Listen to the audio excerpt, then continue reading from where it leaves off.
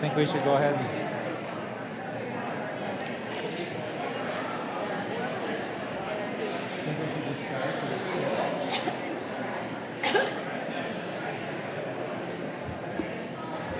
It is now.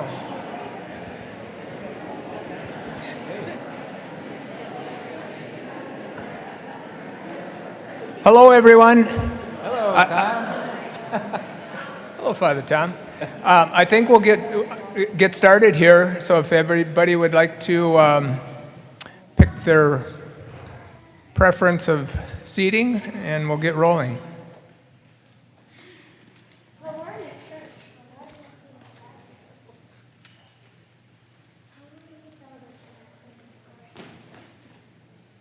All right. What a great turnout. It's not too bad an evening. Few cold raindrops out there, but it could be a lot worse. So, good evening, my fellow parishioners. Welcome to this celebration of the 75th anniversary of St. James the Greater Catholic Church. My name is Tom Bachmeyer. I'm joined with my brother John. I've been a member of this wonderful parish for much of my life, starting around the age of 14. I've gotten to know many of you gathered here tonight and consider you a very important part of my spiritual life. We truly do have a great spiritual family here at St. James. I'm going to echo a lot of what Tom said. We moved to the west side. My parents, Victor and Margene Bachmeyer, moved to Vine Street when I was a sophomore in high school, and Tom was in 8th grade, so 1974. And I have the same thoughts as Tom. Some of the things I remember, though, is how welcoming this parish was. I was a sophomore in high school, as I mentioned, and I wanted to get into ushering, and so I did. And there were people like Pat Watkins and Ed Menard and Glenn Darrowan. Some of you maybe remember those people. Some of the families are here. And they were so welcoming, and they took me under their wing, so to speak, and so I did that for a long time through high school and college, and then got into the choir as well and had a good time with that for a long time. So this parish means a great deal to our family. All right. I think you should all have a program available. So I'm just going to briefly go through the program tonight. We will hear from our current pastor, Father Tom Craig, as well as former pastor, Father John Schultz. We will have the great pleasure of hearing from what I like to describe as the pillars of our parish, 3 charter members that were here when it all began. John and I will share some important historical facts from the parish history. We will also enjoy hearing from the children's choir that you earlier heard in Mass this evening. So when John and I were preparing for the honor of leading this celebration, Jan Legge handed us a message that Father Tom had wrote and can be found in the latest parish directory. We both thought there couldn't be a more appropriate way to begin tonight's celebration and to give you a brief history of the church, describing you, the people of this parish.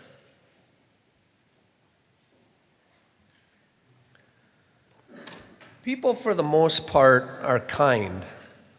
Like any church, we have a lot of visitors throughout the year. When they greet me after a weekend Mass, they often offer a compliment to me. The most common compliment by far goes something like this: "You have such a wonderful, warm community here." When I was a younger priest, I might have preferred a compliment to me personally, such as liking my homily or my singing voice. We do like that too. No more. Now my heart is much more gladdened by compliments to all of you. 9 years ago, I walked into a very warm and welcoming community, and it's been a joy to be here ever since. Without a doubt, my favorite part of being pastor is seeing all of you on Saturday afternoons and Sunday mornings. These are holy gatherings, as I believe Jesus intended. This year marks 75 years of holy gatherings here at St. James. First, we gathered in a house church in 1948, then moved to the school cafeteria, where we'll be enjoying a meal later, in completion in the early 1950s, and then into our current house of worship in the early 1960s. Different places, but the one people of God drawn to sacred space made holy by the Eucharist and by the faith of those who share it, all of you. For 75 years, we have gathered and are better for it. I say we, even though only a select few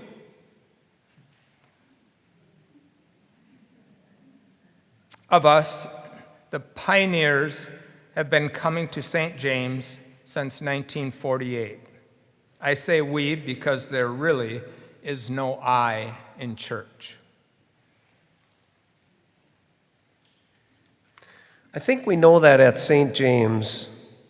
I think that's why people commonly experience a warm welcome when they come to Mass here. Whether we articulate it or not, I think this parish knows we need each other on the journey of life. That's a big reason we have this book you're now holding in your hands. With this book, we can put our names on faces of people we see, and we can appreciate everyone in it as fellow travelers on this pilgrimage of life, from God and to God. Thanks for being part of St. James. These again were the words from Father Tom Craig, our pastor. And I'm going to introduce Father Tom because he's next on our agenda. But real briefly, a quick thought. So maybe a year or two, or maybe even before that, into Father Tom being here with us, he encouraged me, as John mentioned earlier, he encouraged me to run for the Parish Pastoral Council. I gave that some thought, and I thought, I think I'll do that. And I put my name in the ring, and I guess I didn't hear a lot more about it until one day I was sitting with my wife, Jackie, and probably our children, and my mom and dad, and I was sitting on the very outside, and he was coming down in the procession for Mass, and he tugged on me, and he says, "Hey, Tom, you're in." So I started 6 years on the Parish Council. So with that, Father Tom.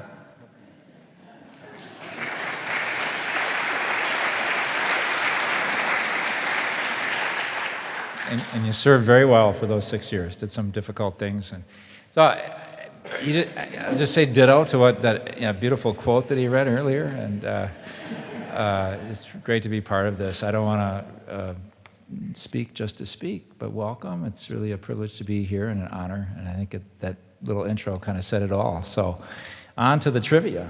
Ready? All right. Yeah.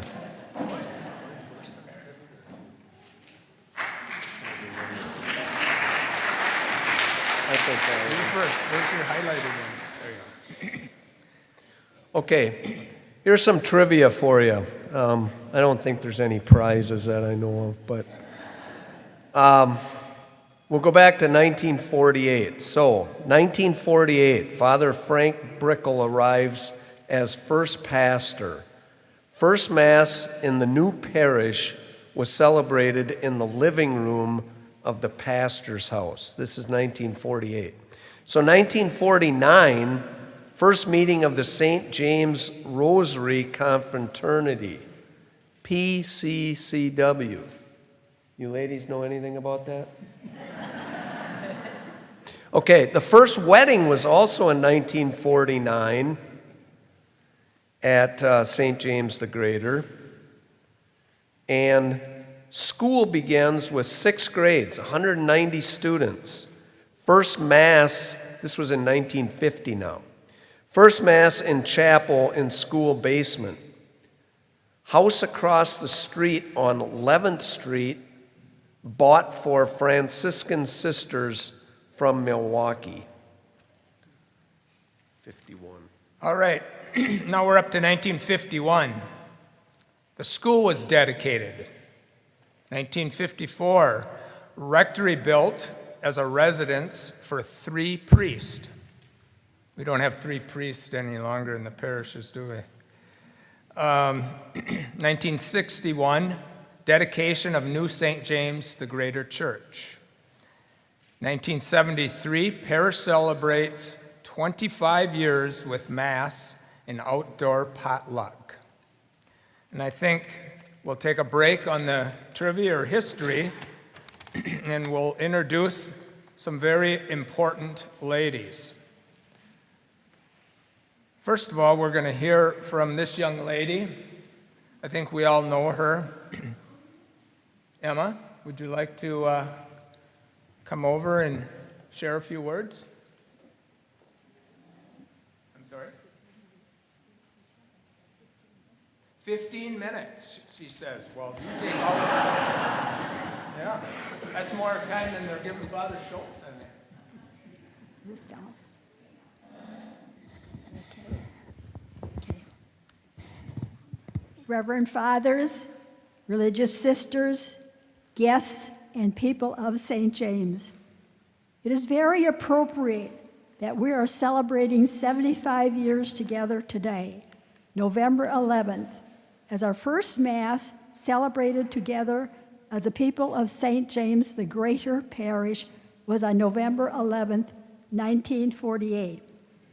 I have been asked to give a brief history of the early years of the parish, from the empty fields of weeds and sandburrs in 1948 through the construction of each building, the beautification of the grounds, and an expansion of church life up to the 1980s.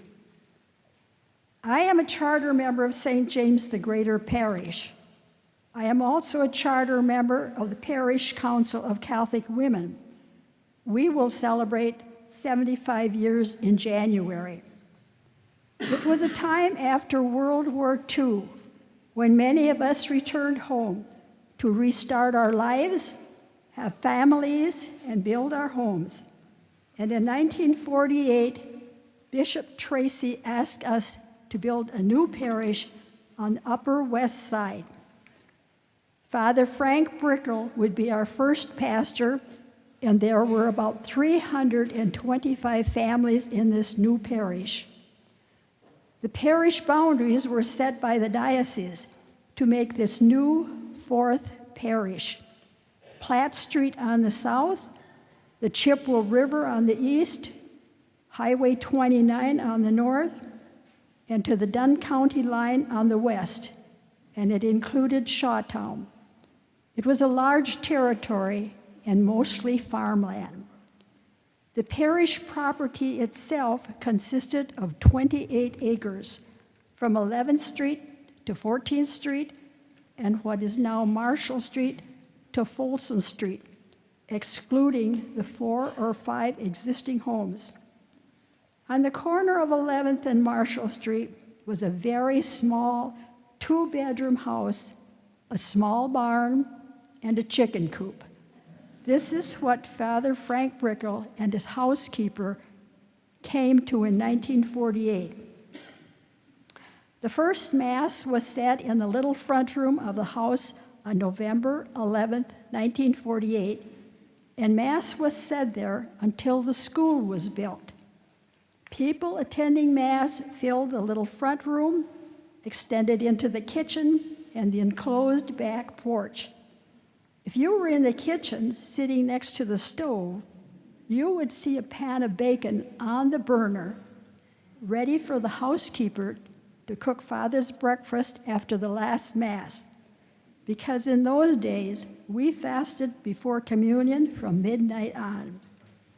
Father Brickle knew he needed the help of the women if he was to succeed.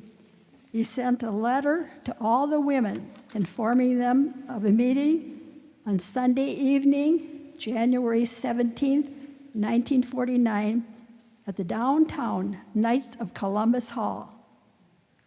There were over 100 women present with standing room only, and thus was organized the Rosary Confraternity, now the Parish Council of Catholic Women.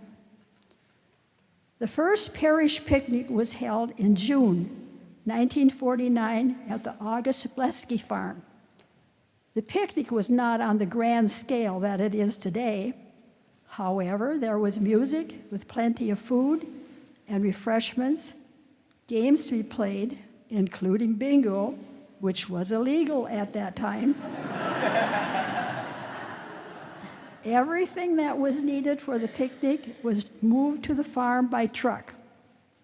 The men went to the lumber yard to get boards to make tables and benches, and when the picnic was over, the tables and benches were taken apart and the lumber was returned to the lumber yard. The first building to be built was a school, and we hoped for a gymnasium. Groundbreaking ceremonies were on June 5th, 1949. However, the gymnasium had to be postponed because we had to buy the large two-story house on the corner of 11th Street as a home for the nuns, Franciscan sisters from Milwaukee, who would teach our children. School opened in September 1950, grades 1 to 6, and 190 students. Also in September, Mass was moved from the small house to the school and into one of the classrooms, with Mass goers overflowing out into the hallway.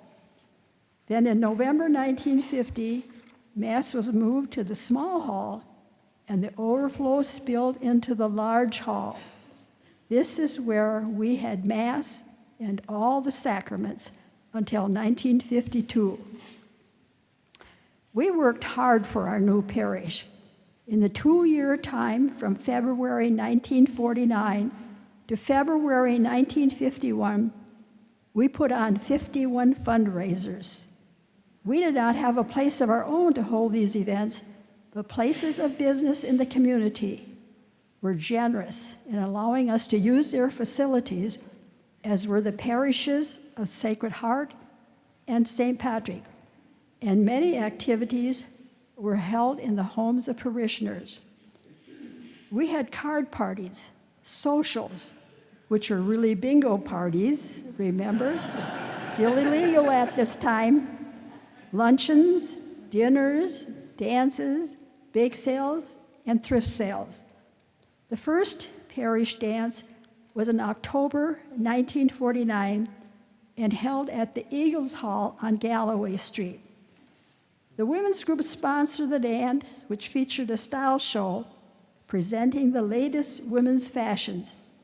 Models displayed slinky evening gowns, high heels, long curls, and red lipstick. The runway models were all men of the parish. It was a sell-out crowd. You might think that all we did was work, but we did have fun too, as evidenced by the baseball game between the Bloomer Girls of St. James and the Hobbling Hotshots.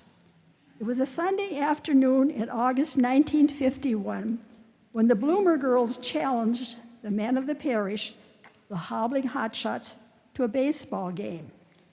Our field was not the nice grassy field that it is now, and there was no baseball diamond. We played on a field of sand and sandburrs. The men were very good players as they played every week for St. James in the citywide church league. The women wore specially sewn old-fashioned bloomers, each with a strategically placed red heart. To even the playing field, the men were hobbled with 6-inch ropes and had to bat opposite their normal stance. The women were allowed to lead off base and use bushel baskets in the outfield to catch the balls.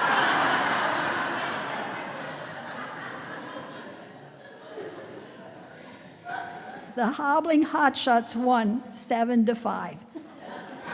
Perhaps the Bloomer girls and the hobbling hotshots were a precursor to the Sunday games played on our well-tended field.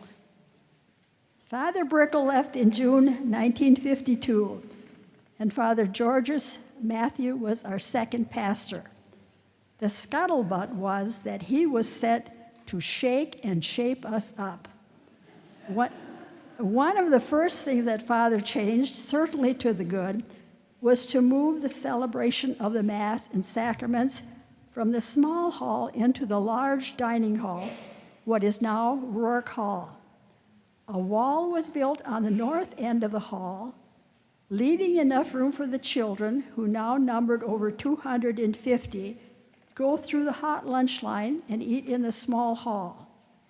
Pews and kneelers were given to us by Holy Ghost Parish in Chippewa Falls as they were getting new ones, and any needed repairs were done by the men of the parish.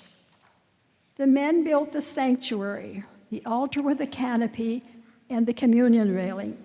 That was our chapel for the next 9 years.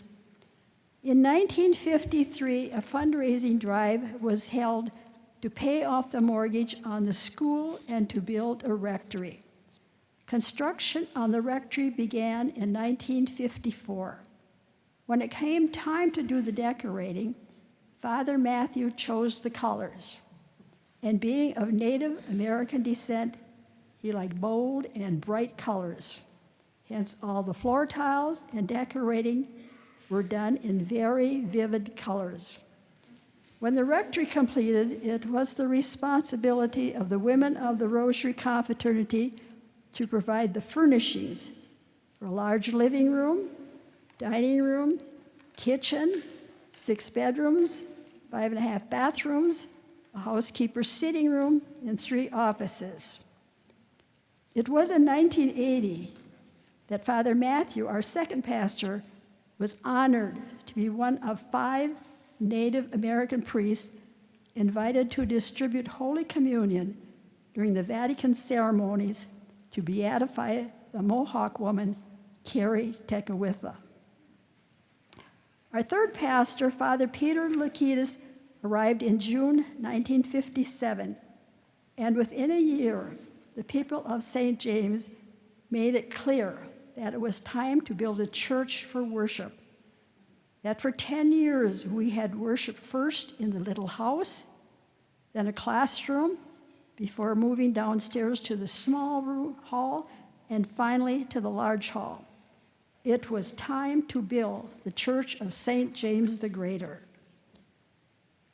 Father Lakitis asked the men of the parish to serve on the building committee.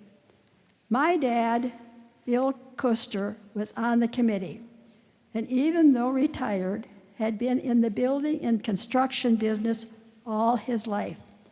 A little known fact is that when he reviewed the blueprints, he saw the church would have a flat roof ceiling. Well, my dad came from Switzerland, where all the churches have tall steeples and vaulted ceilings. You just did not have a flat ceiling in a church. And so if you look at the brick and the ceiling behind the main altar, you can see the peak, if ever so slight. Parishioners could contribute to building the new church, such as donating the stained glass windows. the communion railing, the large cross above the altar, the baptismal font, and the many items needed to beautify our church. Father Likitas instructed the women of the Rosary Confraternity they were responsible for purchasing the pews at a cost of $12,000. But in today's dollars, that would be over $124,800. The school children also contributed. Each Friday, one of the 8 classes would host a sale of sweet snacks, candy, cookies, popcorn balls, or caramel apples. The profits from these weekly sales were used to purchase bricks at 10 cents each.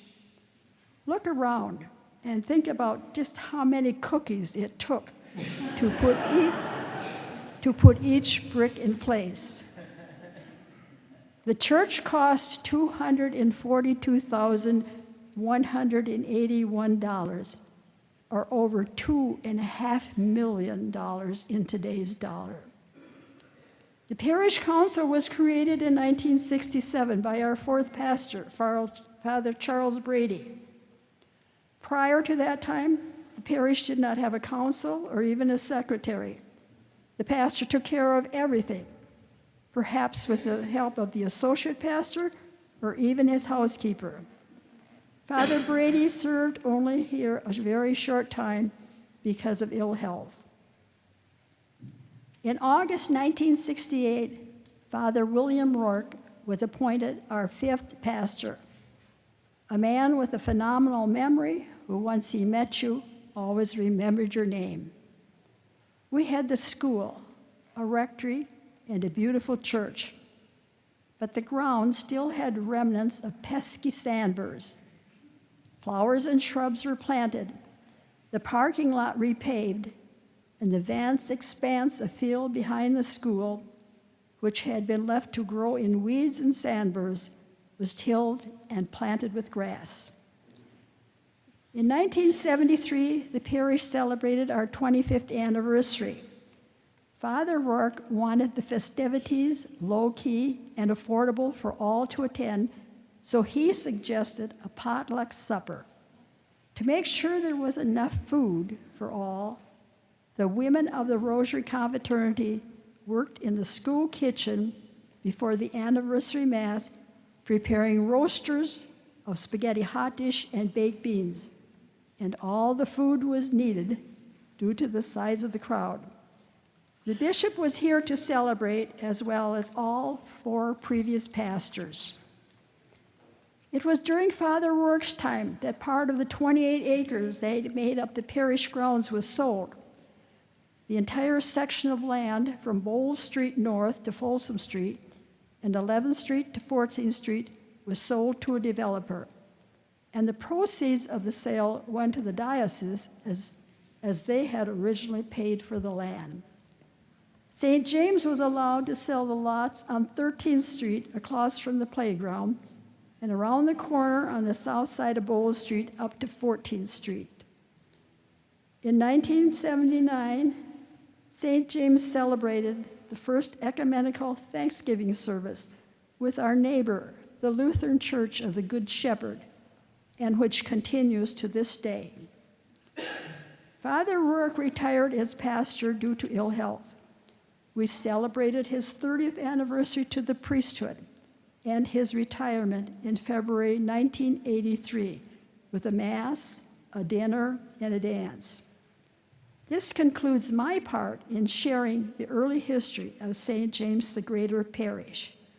We have continued to grow and prosper as a parish.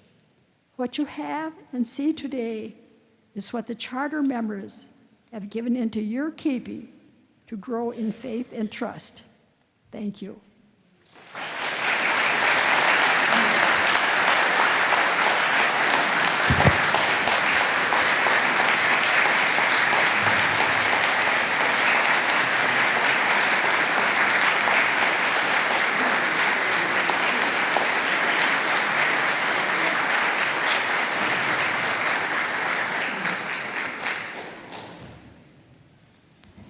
And she still bakes one heck of a pecan pie. Okay, a few words from Pastor Josh. From Emma had mentioned about the working relationship that we've had with Good Shepherd, and Pastor Josh is here to say a few words. Unlike Father Tom, I do like to talk for the sake of talking, so buckle up. I might be kidding, I'm not sure yet. No, I bring you greetings from your Lutheran neighbors, just over those houses and then over the pine trees behind them. You will find us. I say that because a lot of people struggle to find us because we are buried. I don't know if you all know this or not, but in 1955, the larger Lutheran Church decided to plant 2 churches in Eau Claire. One of them is Trinity, the ski slope church that you cannot miss driving down Claremont Avenue, and us. Not right on Claremont Avenue, not even close. But I come to you grateful this evening for many reasons. One of them being you are a wonderful landmark for people who are wondering where Lutheran Church of the Good Shepherd is. When I was 4 years old in 1989, my grandparents moved to 12th Street, about 5 houses up on the left. And we would come to your playground many times as grandchildren, and we would go to Grandpa and Grandma's house, often for Thanksgiving. And so I knew that St. James the Greater was here. I moved actually into my grandparents' house for the last 2 years of my undergraduate studies. I lived with my grandmother. Children, if you ever have a chance to move in with a grandparent as you finish college, take it. I never ate better in my college years than I did living with my grandmother. So I lived 5 houses up 12th Street and drove to the UW Eau Claire campus for 2.5 years. Okay, so right down 11th. And when I was in the call process that winded me up and ended up with me being at Lutheran Church of the Good Shepherd, I was at the hospital visiting a member of my previous congregation, and I said, I'm going to see where Lutheran Church of the Good Shepherd is.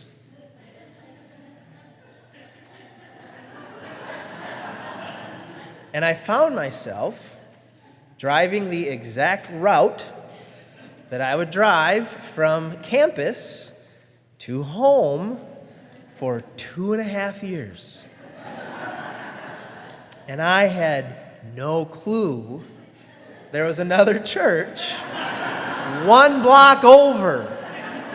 So thank you for being the wonderful landmark that you are. When people say, where is Lutheran Church of the Good Shepherd? We usually say, if you think of Menards West, go up and over the hill, and choose Folsom or whatever you might choose. You know the big church you find there? That's not us. They're Catholic. I wish I were kidding. Go a block over, in the middle of the neighborhood, you'll stumble upon us and still probably not know that you have found us. But I will say, Ash Wednesday last year, if you remember, there was a lot of snow. Lutherans canceled their Ash Wednesday service, said we'll just do it on Sunday. But at noon, one of you showed up at Good Shepherd. And I thought, this never happens. Someone accidentally found us instead of St. James. And they walked in and I said, we don't have a noon Ash Wednesday service. But if we did, we've canceled it. And she said, this isn't St. James? I said, I might have rejoiced at that question, actually, not because we aren't St. James, but because no one ever makes that mistake. And she said, I was wondering when we put in this entrance. If you're here, I apologize. I'm not making fun of you. I'm rejoicing that someone accidentally found us instead of you. So, for one, thank you for the wonderful landmark that you are. Two, thank you for having bells that work. Because ours don't. We have one bell that does. And when we ring our bells at the start of our worship on Sunday, others of our bells will try to work, and sometimes they do, and the organist and I will look at each other and have a small moment of rejoicing, but we've changed our worship schedule to match yours, so at the end of our...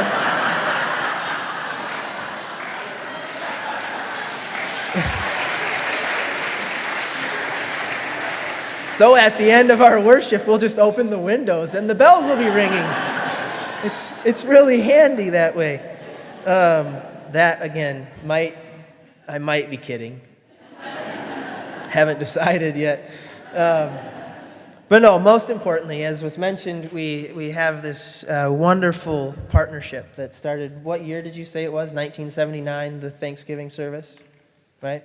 I know our partnership started long before that. We have been your grateful neighbors coming up on 68 and a half years. We started May 15th of 1955, so our half birthday is in 4 days. I don't know that because I have a November birthday, but I do know that because I know that May is my half birthday. Anyways, so we are coming up on 68 and a half years of being your grateful neighbors. Grateful for many things, the partnerships that we have, the work that we together do in this community, not just the Upper West Side neighborhood, but the larger Eau Claire community, and the work that is done, God's work that is done, the love of God in Jesus Christ that is known because of the work that we as churches do together. So thank you, and I don't want to butter him up too much, but Father Tom, it was so wonderful during a pandemic to have someone else willing to say, do you know what we're supposed to be doing? Because I didn't know. And so it felt good to know that the Catholic neighbor didn't know either. So no, from all of us at Lutheran Church, the Good Shepherd, thank you for your 75 years of ministry and your 68 years of being a wonderful neighbor. And I don't know if we can congratulate what God does, but congratulations on 75 years of wonderful ministry. Thank you.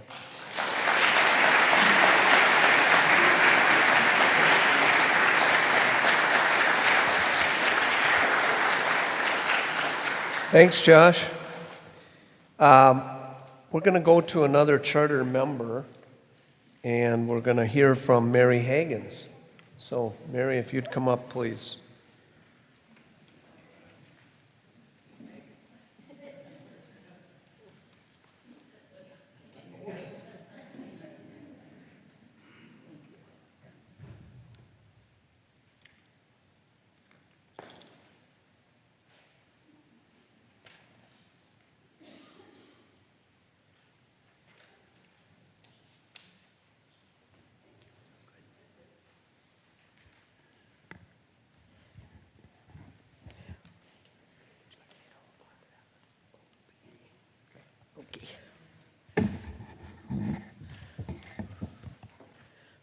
Those are some pretty hard talks to follow.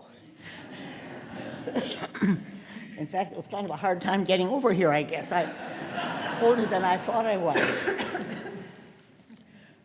But many years ago, I came with my family to visit my Aunt Selma.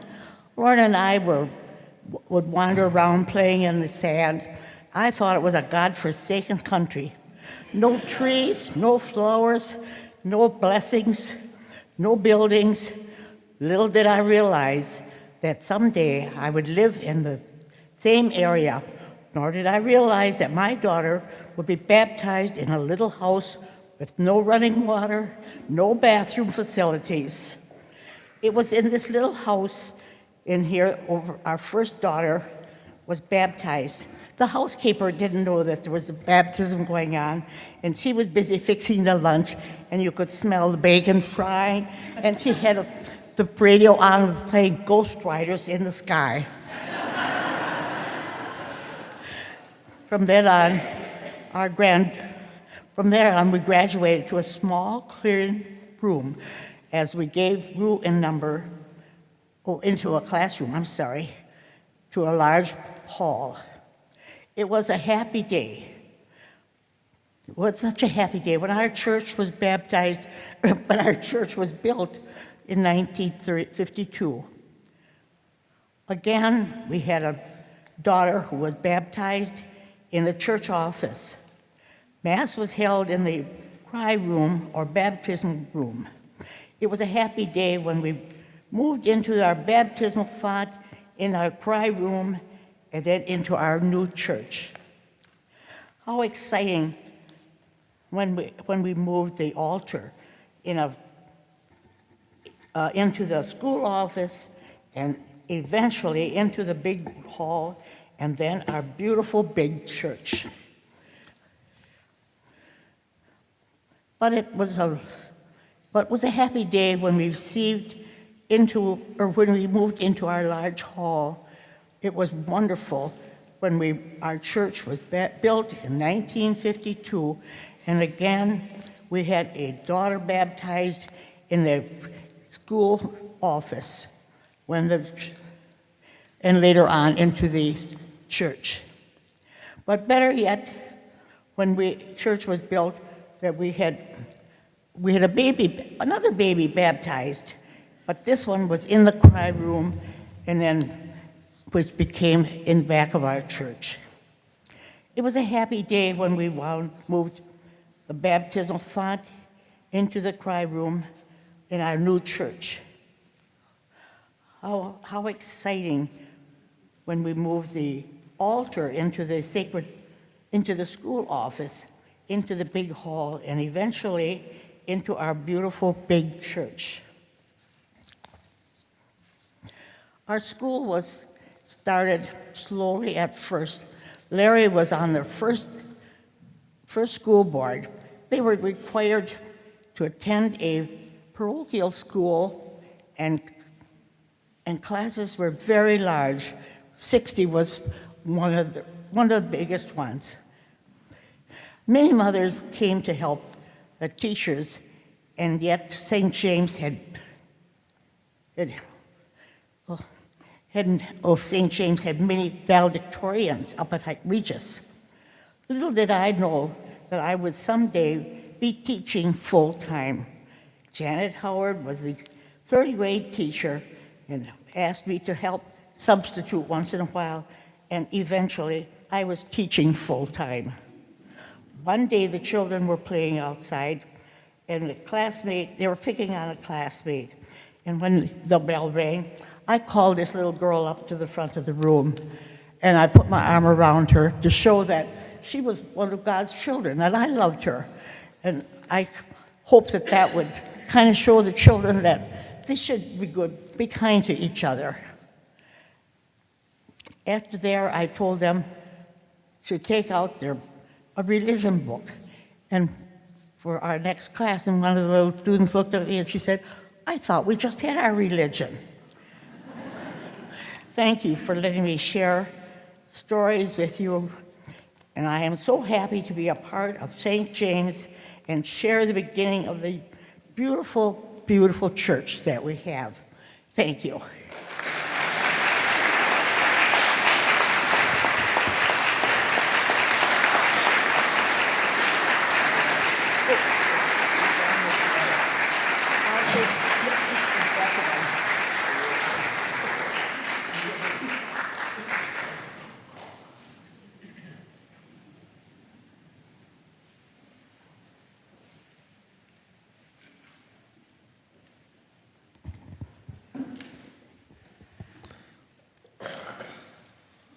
Tom's walking up. Doreen Badur.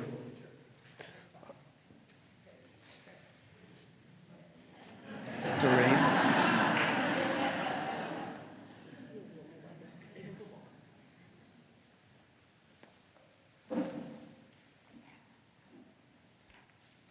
I'm going to keep this nice and short. I don't want to say too much, just that as a young person in this parish when I first joined, it was, different. But then as we worked together, after I got married here by Father Burkle, one of the first ones, but not in the church. I mean, it was no church, I guess is the word. Just the, and it's been a pleasure always. And my best memories are working together with everybody else in the parish. Many happy memories throughout the years. Thank you very much.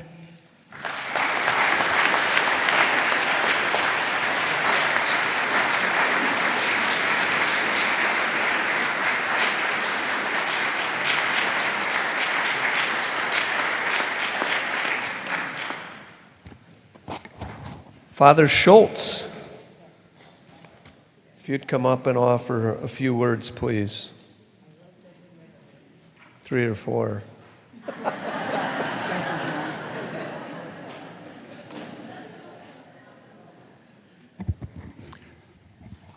Well, people of St. James and visitors, thank you for the invitation. I appreciate it. And congratulations on 75 years. There was a tremendous act of faith when a small number of parishioners decided to build the school. That was a major act of faith, and a lot more since then. I want to especially congratulate the charter members, of which you are representing. There is a list of all the charter members that was put together early in the 1990s, and it hangs back in that next room. So I'm not going to read them all. Congrats. You have wonderful liturgies, excellent organizations and activities, a school that is almost 75 years young, dedicated staff and volunteers, a commitment to charity, justice, and peace. And I want to affirm the organizations, the Parish Council of Catholic Women, the KC Roundtable, the councils, all the committees. And yet we know that the bottom line is not these activities and groups in themselves, but is the Most Holy Trinity's relationship to us and our response to God.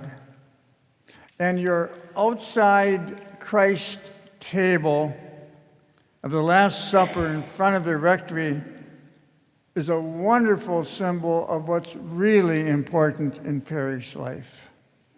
That's great. I was told to be personal. My first time at St. James was in 1953. By the way, I was 8 years old when you began. So that time I was 13. I was in the 8th grade at St. Charles School in Chippewa Falls, and we played football out here against St. James, and they were a bunch of rough people. We lost. I remember, though, it was rocky. And I remember tackling somebody. I'd like to know who he was. I'll probably never know. Anyway, I arrived on March 12th of 1991, and I was outside the kitchen hauling things in from my car, and Janice Howard and Carol Bowes, who were teachers, stopped and said, "Do you want to go out for supper? I presume you're the new priest." I said, "Sure." And we did that, came back, the phone rang, my first phone call. It was Jean Golden from Golden Funeral Home. and Julianne Epp had died, and just on and on and on. I would just jump to the spring of 2014. I had announced my retirement, and it was about 2 o'clock in the afternoon. I know exactly where I was, and it was Father Tom Craig, and he said to me, the bishop wants me to go to St. James. And then I think he said something like, it's more than he wants me to, I'm going, or something like that. And I was very excited and pleased and happy. And I decided to take the rest of the day off. So, a couple memories. One is the rectory roof. The first summer here, I decided to go up on the roof. From my bedroom, there is a place to climb up and open the hatch and go up there. And I did. And I discovered later that the hatch had then closed and locked. So I'm up there, and I look around, and I saw one kid, maybe 7th, 8th grade, out in the playground. And I hollered at him, and I said, "Come over here. I need you." And he hollered back. I'm going to look at you. He says, "I'm a Lutheran."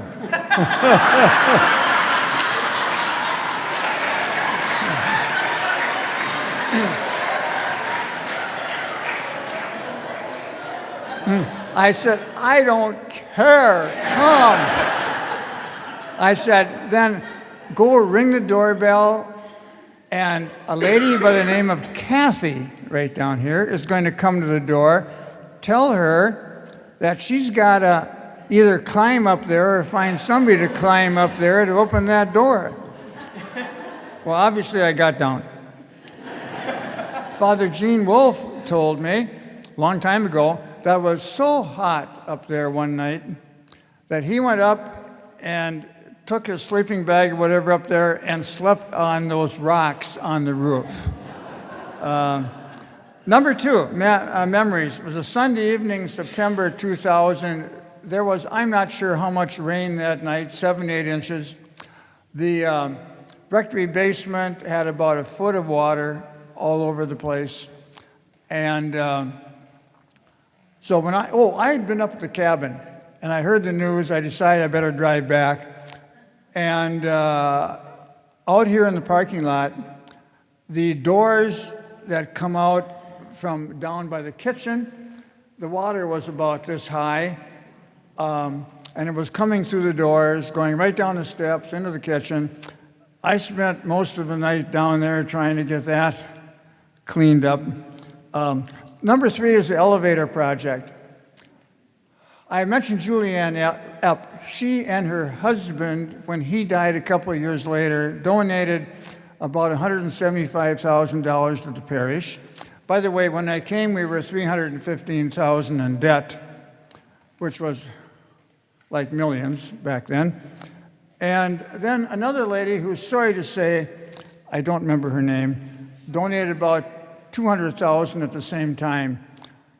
And so we had enough, this is a couple of years later, to pay off the debt and begin the elevator fund.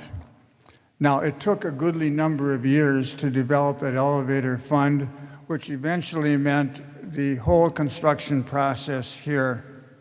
But moving on, there's so much more. Time is flying. How am I? Well, do you mean physically, socially, mentally, however? I'm mostly well, but I can't play tackle football anymore.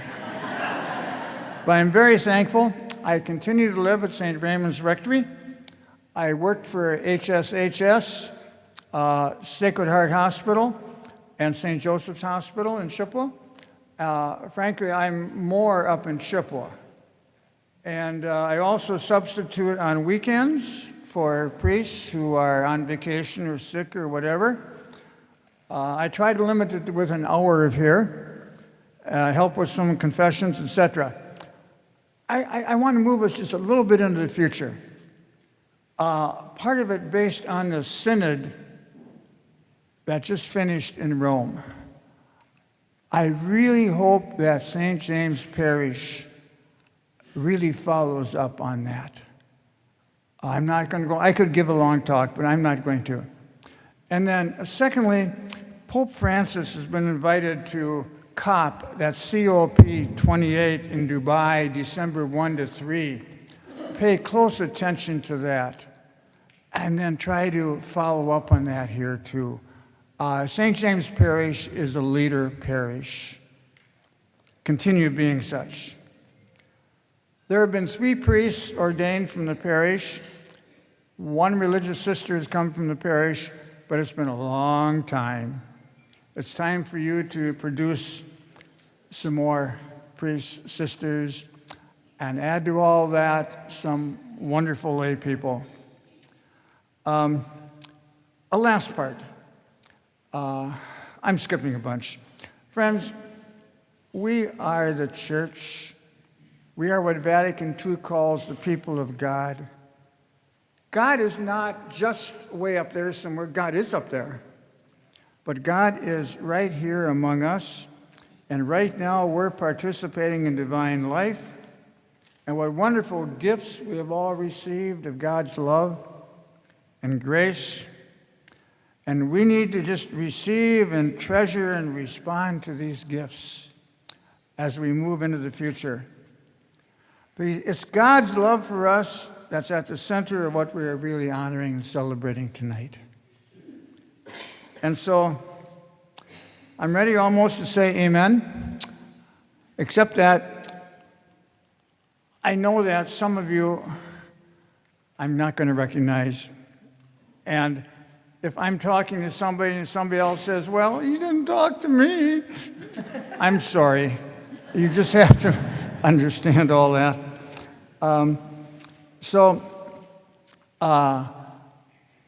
Father Tom, continue your wonderful leadership. I'm going to jump back and just say, I don't know how it happened, but the altar before Vatican II was built away from the wall. And I'm glad, but I don't know how that happened. And the church was supposed to be on the north end of school.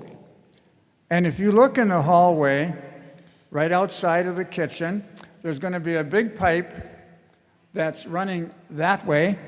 That's the heat pipe from the furnace room.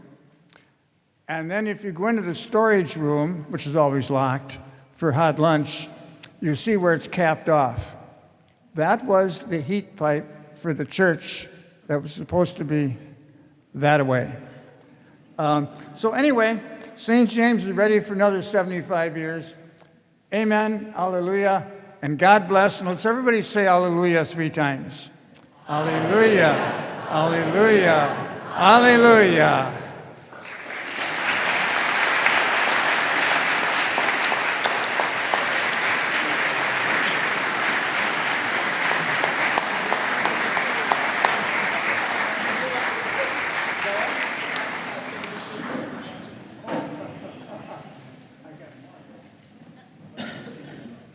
I think we're going to let the St. James Children's Choir take it away.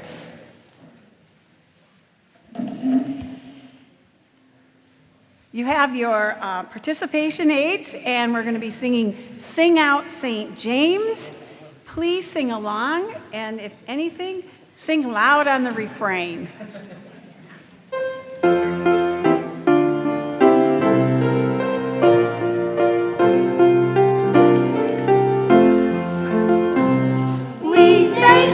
Oh God, for all that you give, for life, for love, for the faith that we share, assembled today as your living church, we lift up our voices in prayer.